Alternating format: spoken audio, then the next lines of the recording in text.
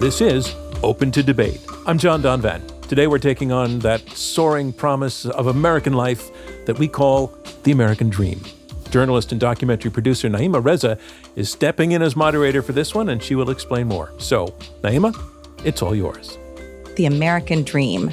It's a term that was dreamed up and popularized by the writer and historian James Treslow Adams in his 1931 book, The Epic of America. Since then, the American dream has been conflated with home ownership. It's become synonymous with ideas of upward mobility, meritocracy, and generational progress. In 2012, 53% of Americans surveyed said that they believed the American dream held true. Today, that number has fallen to just 36%. Almost 20% of respondents in the same survey said they thought the American dream never existed. So is the American dream a mythology, some aberration of history, or a reality? Our debaters today have conflicting viewpoints, and they're here to duke it out, respectfully, of course. Arguing yes, that the American dream is in decline, is David Leonhardt, a senior writer at the New York Times who might show up in your inbox in the mornings with the morning newsletter. He's also the author of the book, Ours Was the Shining Future, The Story of the American Dream. Welcome, David. Thank you. It's great to be here. And arguing no to the question, is the American dream in decline, is Michael Strain, political economist and director of economic policy studies at the American Enterprise Institute. He's also written a book, this one called The American Dream Is Not Dead, but Populism Could Kill It. Welcome, Michael. Thank you for having me. Great to be here. I'm thrilled to have both of you here because essentially you've written kind of diametrically opposed books. Michael specifying that populism is the threat that could kill the American dream, and David arguing that at least somewhat populist policies, this kind of resurrection of what you call small d democratic capitalism, is the only way to save this American dream. Before we jump into opening arguments, I just want to start off with a question because, David, you used to be more on Michael's side of the debate. And I really want to know, before we get into it, kind of the headline of how that changed for you. Yeah.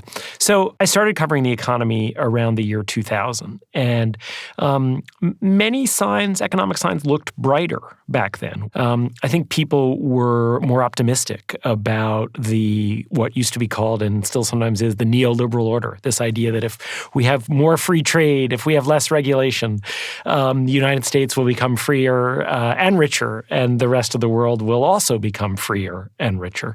I just find that less persuasive and less likely to be true than I did during those heady days of the late 1990s and early 2000s. That makes a lot of sense.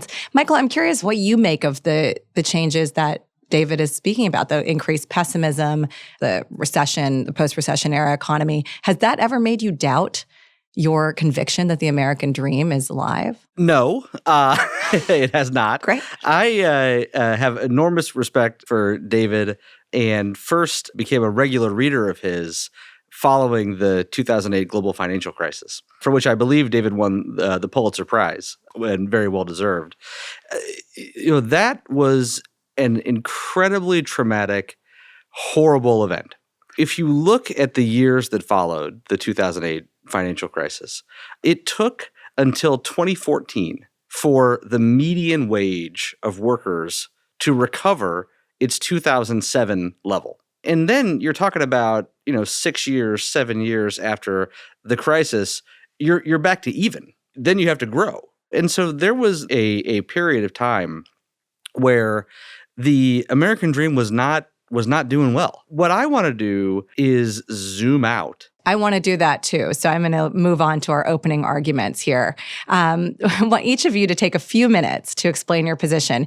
David, you're up first, and you're arguing yes to the question, is the American dream in decline? Tell us why. I will. And let me also start by thanking you for hosting this debate and thanking Michael for participating in it. I have a lot of regard for Michael's work, and I appreciate his optimism. I think sometimes there's a bad news bias out there, and I think pointing out good news is an important thing, and I appreciate that Michael does that.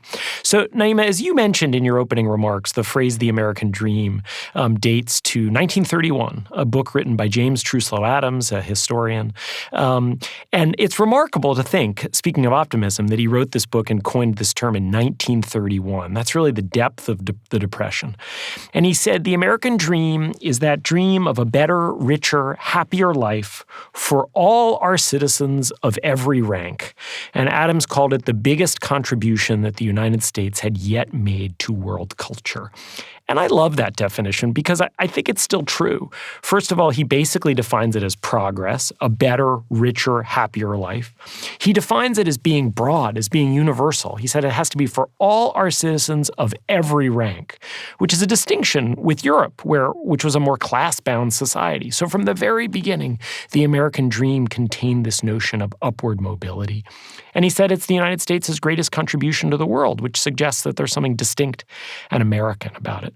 And I still think that basic notion of progress, which is, are Americans enjoying better living standards over the course of their own lifetimes? Are they enjoying better lives than their parents have enjoyed? And we're here to debate, is the American dream in decline? Which is to say, can people expect progress less than they used to? And I think the answer is clearly yes. And I want to cite three main pieces of evidence. If you look at the economic evidence, Americans of nearly every point on the economic distribution enjoyed faster wage gains in the decades before 1980 than they have in the decades since 1980. You can see these trends in any number of data points. Internal Revenue Service data, Labor Department data, Census Department data, Congressional Budget Office data, the papers published in the top academic research journals out there. And I think it's important to say that this isn't just an inevitable slowdown from the heady days of the 1950s and 60s, because income gains for the very rich have still been very good. They've been better than they were in the past. But the way it has slowed has meant that income growth has been really weak for most Americans and really strong for a small subset of them. That's what most of the evidence shows. I know Michael will argue that there is some other evidence that he thinks is more conducive to his argument. But I think there are two other things that make it clear that the American dream is in decline. One, ask Americans how they feel. It's not simply the last few years or the last 10 or last 15 years. For most of the 21st century, most Americans have said the economy is weak. Most Americans have said that the country is on the wrong track. So when we just ask people, what do you think about the American economy? They aren't happy with it. And then finally, if you look at a set of measures that are not economic, look at the number of children growing up with only one parent. Look at chronic pain. Look at drug use. And perhaps most alarmingly, look at life expectancy. In 1980, the United States had a normal life expectancy for a rich country. For the last 15 years, we have had the worst life expectancy of any rich country. It's not even that close anymore.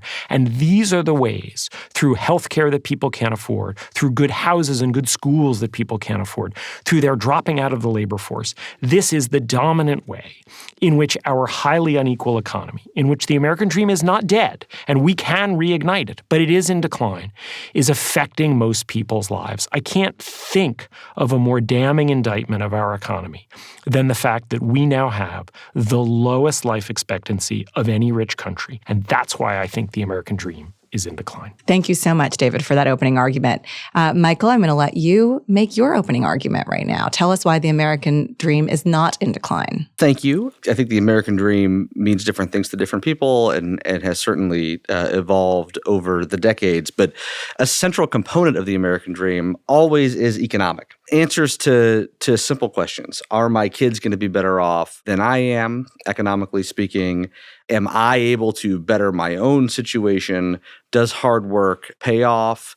And then I think there's also this kind of rags to riches component to it. So, not only is incremental progress possible, but can a poor kid grow up to become a billionaire? Can a poor kid grow up to, reach the highest levels of American society?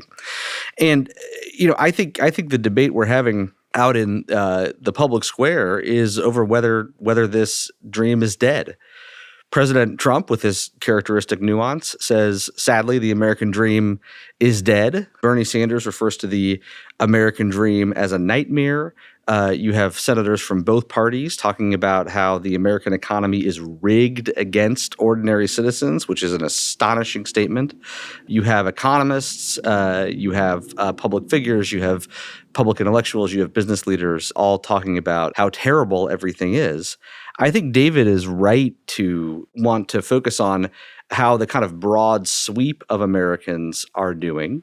And I want to have another dimension over which we go broad, which is a broad time period. I think if you look back over the last 30 years, you see substantial progress. You see wage gains, income gains, you see an upwardly mobile society, you see improvements in quality of life.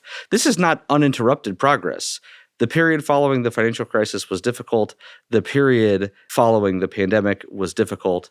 And this is also not to deny that there aren't groups of Americans who are in really bad shape and who have very serious problems. David referred to health outcomes for Americans. I think Americans who are addicted to opioids are clearly suffering. And so to say that things are going well for typical workers and typical households does not deny that there have been periods of time where things have not gone well for typical workers.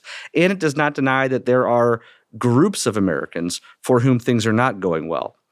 But if you look at the broad sweep of Americans over a broad sweep of time, what you see is a story of substantial gains. Since 1990, you see average wages for typical workers growing by well over 1/3, even after adjusting for inflation. You see household income for the median household growing by roughly that amount. If you look at people who are in their 40s today, 75% of them have a higher household income than their parents had when their parents were in their 40s. If you look at quality of life, including health outcomes, the Food and Drug Administration just approved the first drug to treat Alzheimer's. We're seeing substantial improvements. And I think, just to close, the reason why we want to get this right is not just an argument over data. The reason why we want to get the answer to this question right is precisely because hard work pays off, because the economy isn't rigged, because you can achieve the American dream and do better. If you tell people that isn't true, then that can create the very problem that I think people are incorrectly arguing currently exists. David, you argued yes to the question, is the American dream in decline? You pointed to kind of three pieces of your argument, the first being the economic data that you say shows that people are faring worse and that it's a slowdown that's concentrated on the bottom, let's say 80, 99% of the American economy. You also say that perception matters. That's a second prong of your argument, that the perception that Americans have that they're not better off is actually part of an indication that progress or the expectation of it is in decline. And then finally, you point to non-economic indicators, broad social indicators, including most pointedly the decline in life expectancy, where the United States is faring worse than other rich countries. Michael, while you concede that the public perception is negative, not just amongst people, but also amongst politicians who are kind of packaging and selling the death of the American dream as maybe a way to move forward their own campaigns, you say that this is not really true of the last 30 years, the last 3 decades. You're saying the decline that people are trying to package and sell as the death of the American dream is really an aberration that occurred, say, post-recession, and that what we're seeing is not a broad decline, but actually continued mobility in American population. You point to studies of saying that 75% of 40-somethings are doing better than their parents would have done at the same age.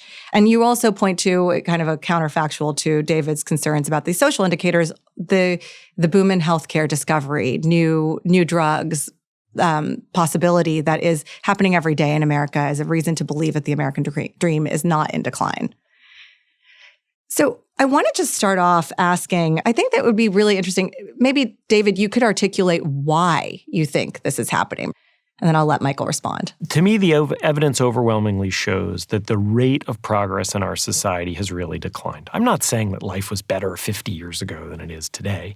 I'm saying that the rate of progress has declined, and that's what the American dream is about. It is about progress, and the rate at which we make progress has declined, and by extension, the American dream has declined.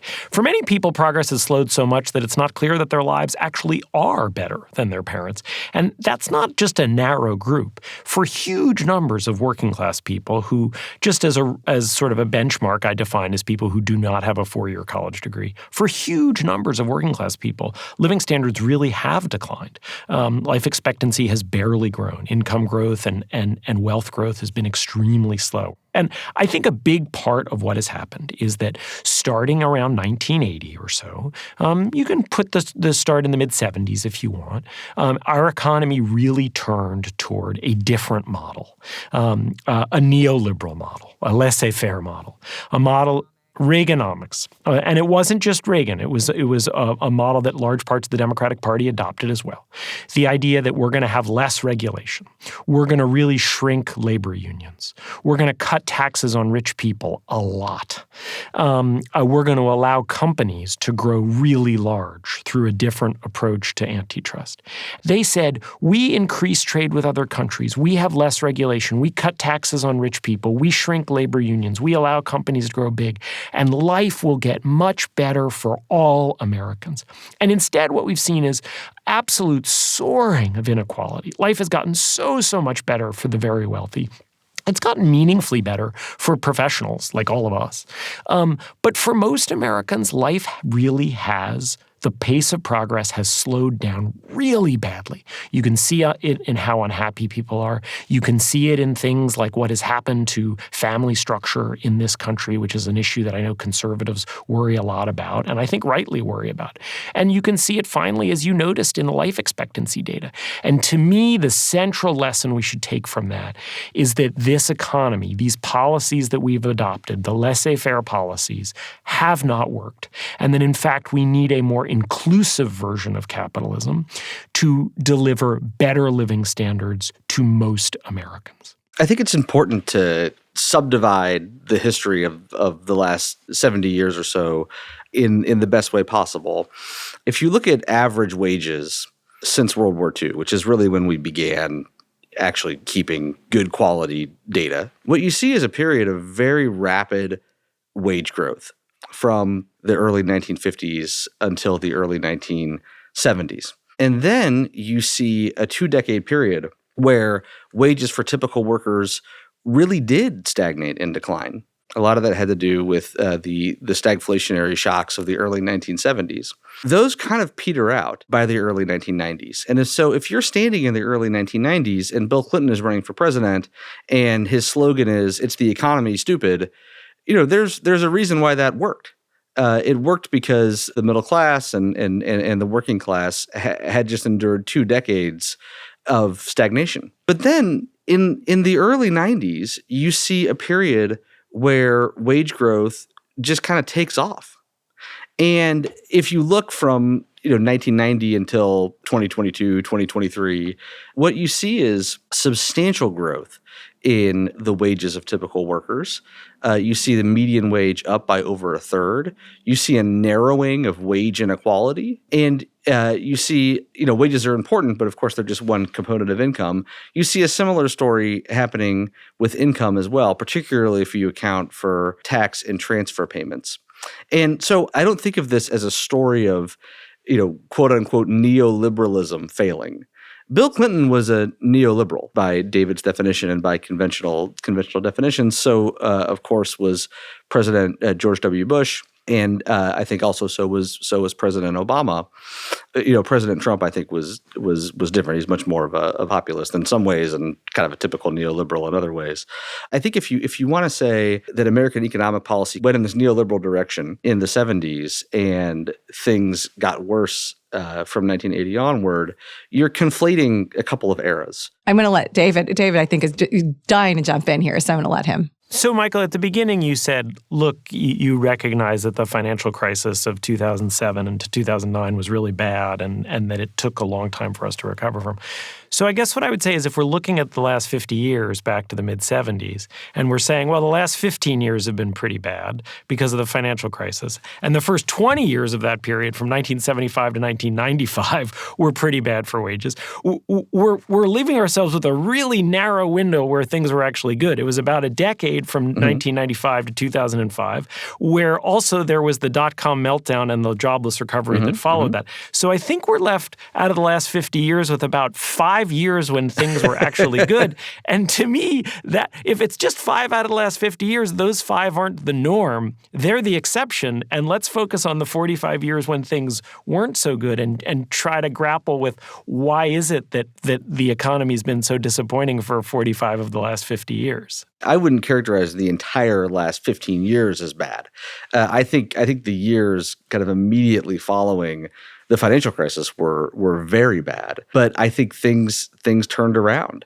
And if you look at the economy of 2014, 2015, certainly the economy of 2016, 2017, 2018, 2019, that's kind of the ideal situation.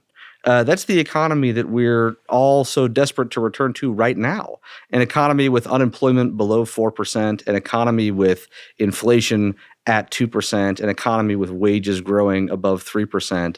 That's the goal of the Fed, is to kind of recreate that economy. But can you address, Michael, the broader point that David's arguing? Because he's arguing, look, like, you can count a few good years post-recession recovery and pre-pandemic, but is that enough to a trend make over the course of decades? How would you reply to that? Yeah, I was attempting to reply to that by saying I think post-2008 has mostly been good, except for the years kind of right after the 2008 financial crisis. The world didn't begin in 1970 either, and the American dream, should encompass the 1920s, it should encompass the 1930s, it should encompass the 1940s, it should encompass the 50s and 60s. During this period when, people want to argue that the American dream was so great, we had the Great Depression, we had World War II, we had the post-war transformation, and then, we had things that actually were objectively good.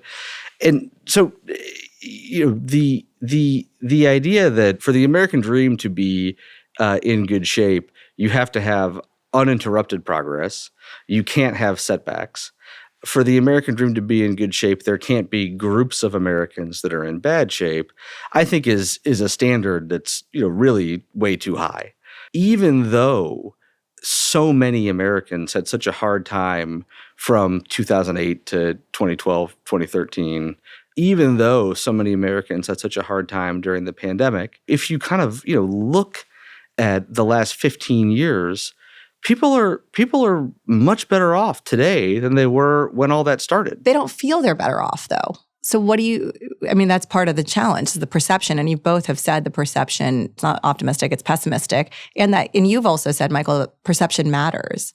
So why is perception so bad? And how do you square that with the idea that people can expect a better future when in fact they don't? Yeah, this is probably the question that I get asked the most often these days, and I'm sure David does as well. And typically I'm getting asked this question in the context of President Biden's reelection, where the president and his surrogates are trying to make the case that we have this really great labor market and wages have recovered from the pandemic, and why are people feeling so glum? My answer to that question is pretty straightforward, which is that people really, really, really don't like inflation. In your intro, you mentioned that during the Obama presidency, the majority of Americans believed in the American dream, and today it's down to around a third. I think a lot of that. Look, we've had the turmoil of President Trump's time in office, and right after that, we had this horrible once-in-a-century pandemic, and right after that we had the return of inflation, which is a problem we haven't seen in 4 decades, but that we experienced with tremendous force. That's a lot of trauma in a short period of time. Point one. Point two, right now, people don't like high prices. Food is 20% more expensive than it was in January of 2021. That's really a big increase. And I think that is affecting consumer sentiment. That's affecting, I think, people's kind of just broader perceptions about how the economy is doing. Thank you for that, Michael. David, I want to ask you, because part of the argument that Michael was making, particularly in the opening argument, was that it's, broader than perception, broader than the economic indicators, that there are glimmers of hope. There are indicators of shining future, let's say. A lot of the data has shown that there's been movement forward in terms of progress, social justice movements, racial equity movements that are happening now in this country.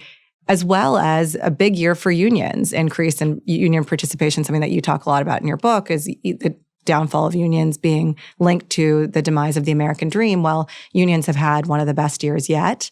Amazon, Apple, Starbucks, workers all voting towards unionization. Big examples of strikes making a dent in Hollywood and in auto workers in Detroit.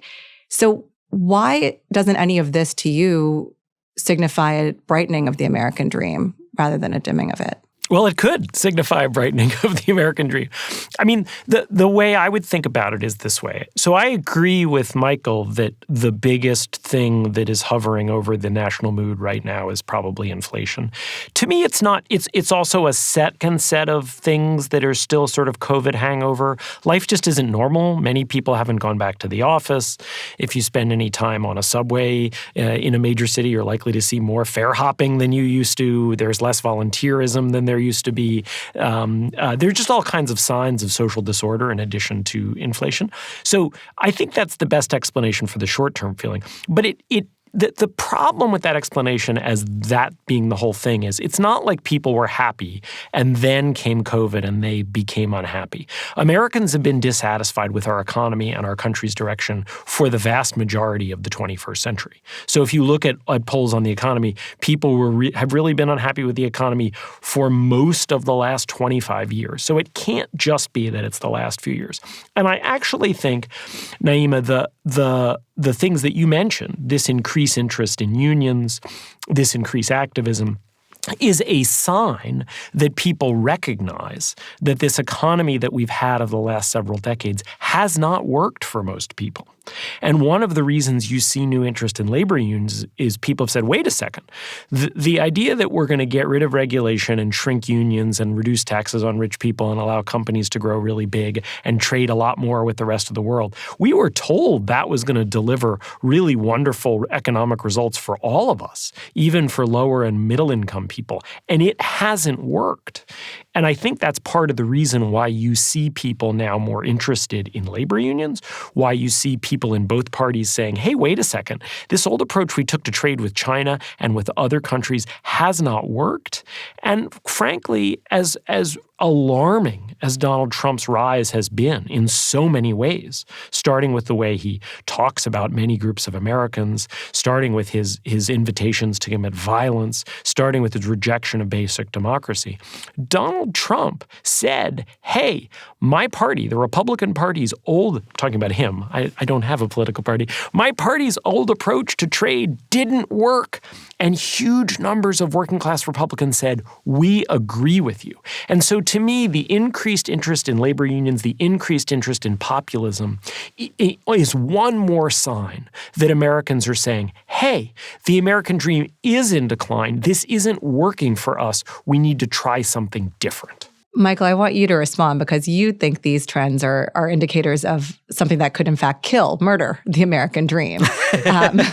So how do you respond to David's points there? I think that it is dangerous territory to point to a set of things that, a politician like President Trump has said as evidence that those things are true because the American people agreed with them. Yes, President Trump was very hard on China and was very hard on international trade and on globalism, and that resonated with the American people. President Trump was also misogynistic and xenophobic and racist, and that also, in some sense, resonated with the American people. He got himself elected president. If you look at advanced economies over the last 100 years or so, and you look at what happens to democracy following financial crises, what you always see is, or what you typically see, is a surge in populism. You don't see that pattern after typical recessions, even after severe recessions. But recessions that began in the financial sector tend to produce a populist backlash. And, why is that? There are lots of reasons why. I think the big one is that financial crises really reach into the balance sheets of millions of households in a way that, a recession caused by the central bank doesn't. And when you see populism on the rise, as we saw following the 2008 financial crisis, that is characterized by a turn inward. It's characterized by suspicion of foreigners. It's characterized by the embrace of protectionism and restrictions on immigration and all those sorts of things. I think the fact that both political parties are retreating from American leadership abroad, retreating from globalization, retreating from international trade, has much more to do with the response of the American people to the financial crisis than it has to do with an empirically correct assessment of whether those policies actually enriched Americans, broadly speaking.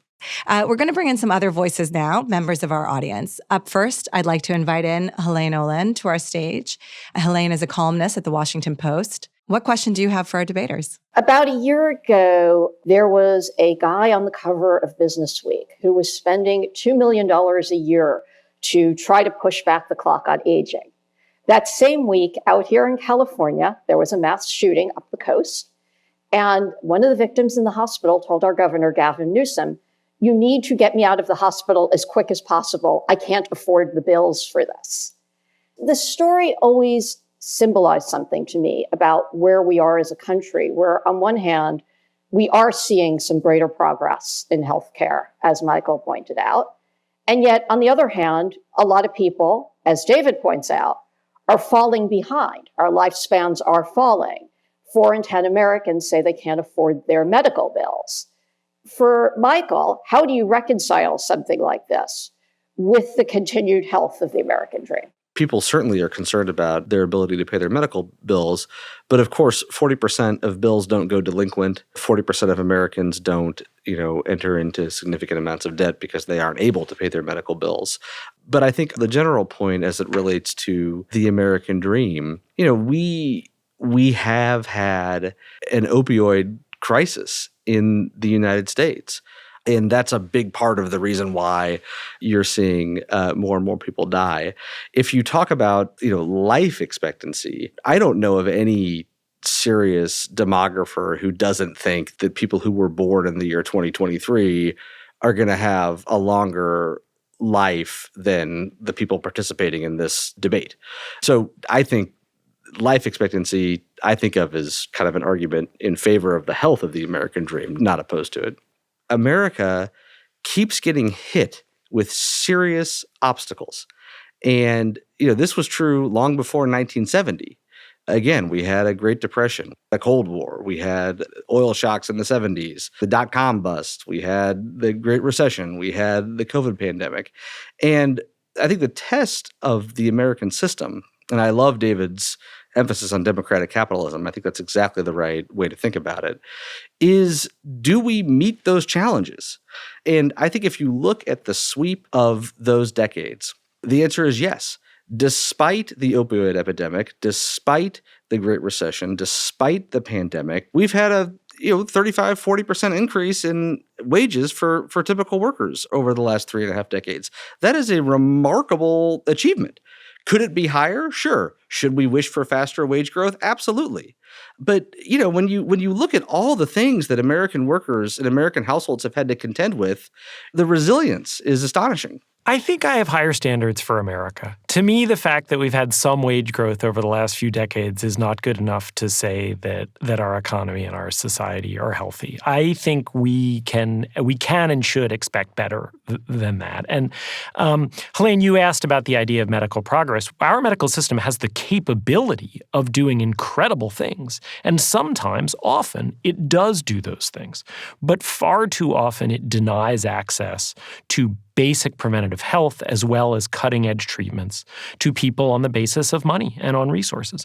And I think that is why, to come back to the statistic that I just find so jarring, in 1980, the United States had a typical life expectancy for a rich country.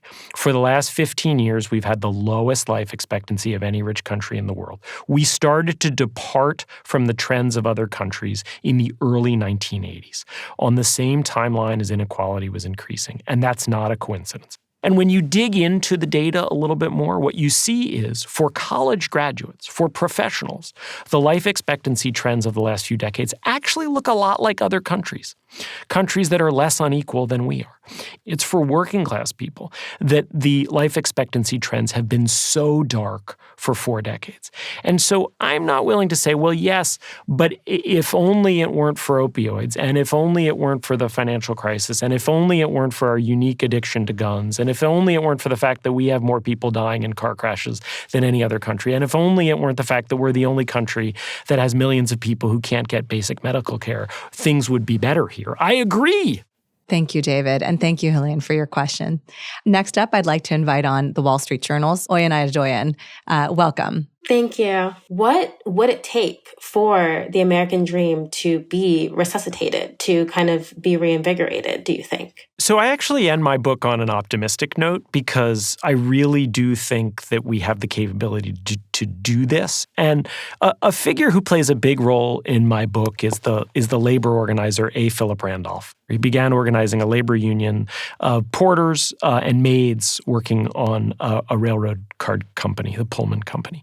And what he understood is that the way to change American society is through political organization. He did it first by organizing a labor union, and he did it later by organizing the original March on Washington that forced FDR to integrate wartime factories during World War II and was a major reason that the white-black wage gap and white-black life expectancy gap shrunk really markedly in the 40s and 50s. And it's not just A. Philip Randolph who understood this. It's the women's movement of the 1960s. It's the environmental movement. It's the movement for marriage equality in recent decades. Frankly, if you're conservative, it's the anti-abortion movement that has launched a 50-year grassroots movement to try to change policy on abortion in this country. And so I think the lesson of American history is that when people organize around a specific goal and they shape public opinion and they are respectful of most Americans and they elect politicians who want to do what the movement tries to do, I think this society really can change. To me, the problem has been that the political right in our country still remains enamored of this Reaganist neoliberal vision that I think just hasn't worked very well. And I think the political left has become increasingly upscale, has become a movement, and in the case of the Democratic Party, a party of relatively well-off professionals, and has been less concerned with things like workers' rights and lifting people's incomes. And so I think if we had a movement that was devoted to lifting ordinary people's living standards, making it easier for them to get affordable health care, making it easier for their kids to go to good schools, making it easier for workers to join unions, which really do have an unmatched record of reducing inequality and lifting people's wages. Labor unions do, for all their flaws, and they do have flaws.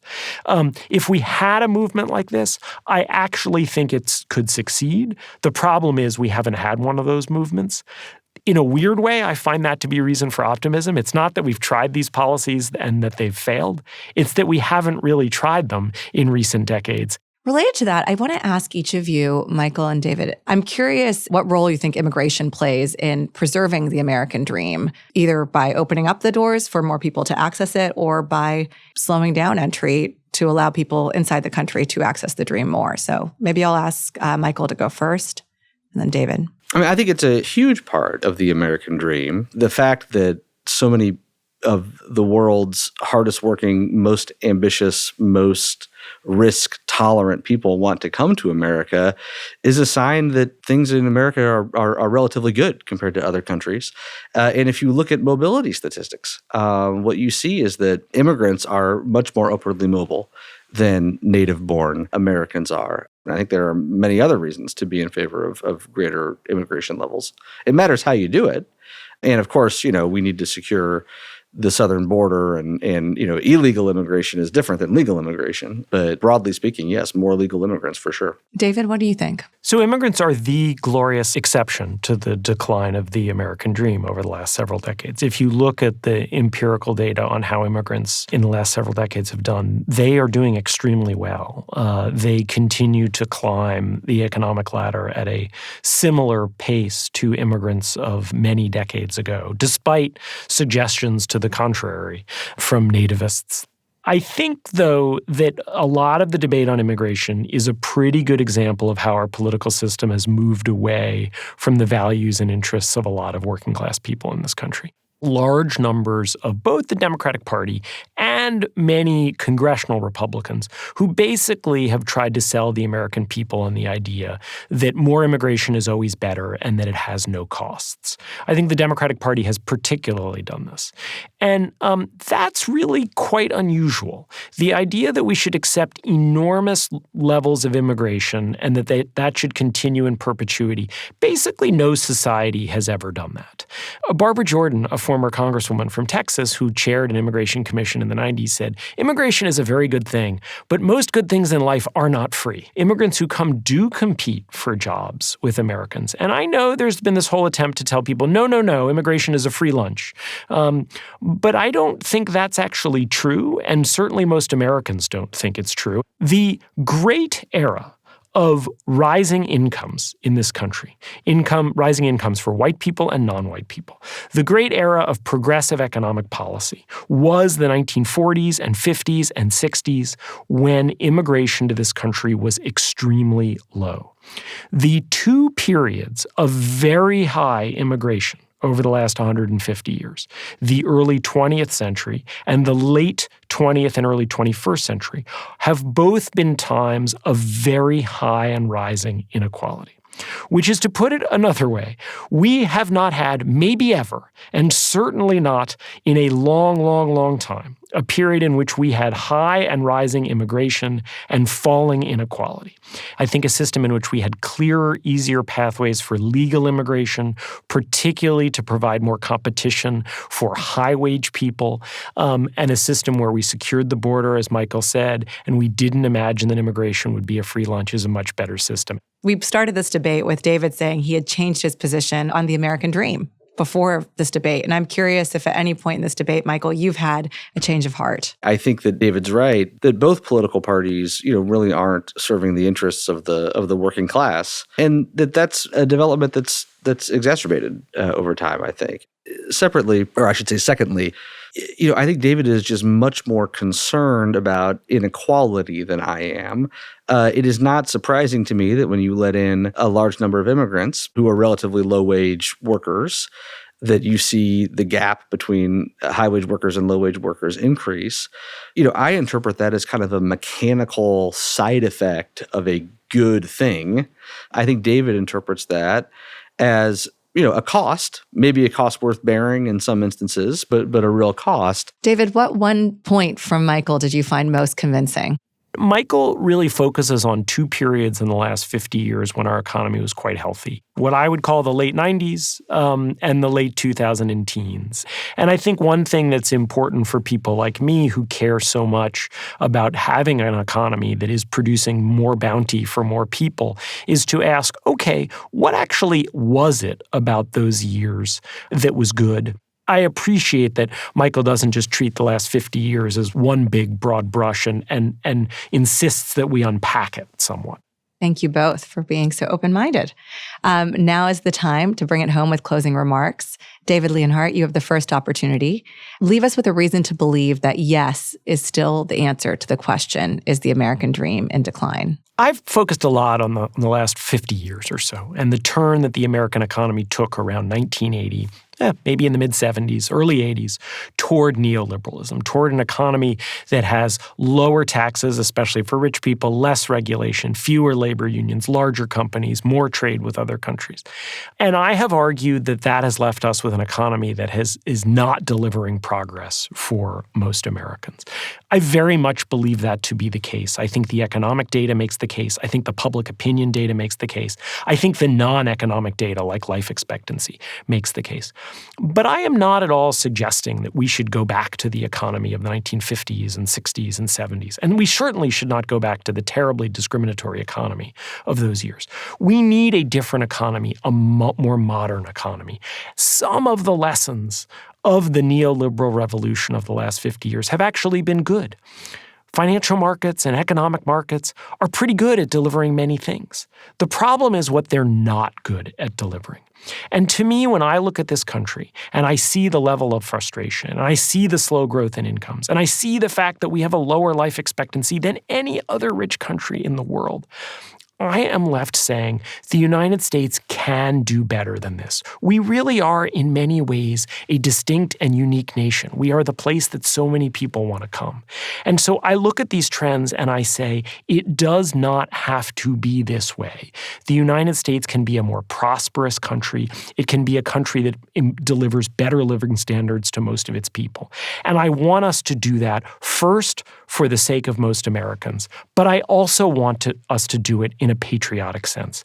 I believe the world is a better place when the United States is a strong and confident country where living standards are rising for most people and Americans feel good about their communities and their families and their future. I think we can get there. I don't think we have to accept the very mediocre results that we have now had for most of the last 50 years. Thank you, David. And now, Michael, you'll have the final word here. Your rebuttal, please. Tell us why you're sticking with no when it comes to the question, is the American dream in decline? Well, I think the American dream is not in decline because in the American economy, hard work still pays off. The evidence shows that the most important determinant of compensation is productivity because the benefits of a hot economy reach all workers.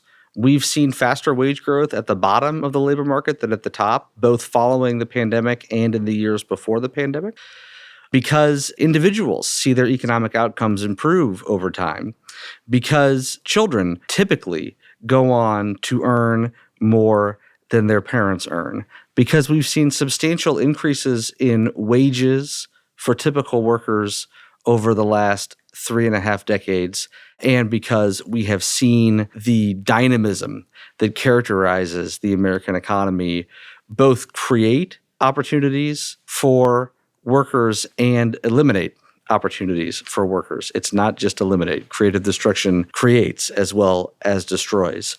This does not mean that we live in a country of uninterrupted progress. It does not mean that we should be satisfied. We absolutely should want faster wage growth, faster income growth. We should want to strengthen the American dream. On those points, I'm in complete agreement with David. I think we know how to do that. You need two sets of policies. You need policies to increase the rate of economic growth, and then you need policies to take some of the fruits of that growth and to advance economic opportunity to those who really need it. People who are excessively concerned about inequality often care about tearing the rich down. We should be concerned about offering a hand up to those who need it, and we know how to do that. Thank you very much, Michael. And that concludes our debate. I'd like to thank our debaters, David Leonhardt of the New York Times, and author of Ours Was the Shining Future, The Story of the American Dream. And thank you, Michael Strain, Director of Economic Policy Studies at American Enterprise Institute and the author of The American Dream is Not Dead, but Populism Could Kill It.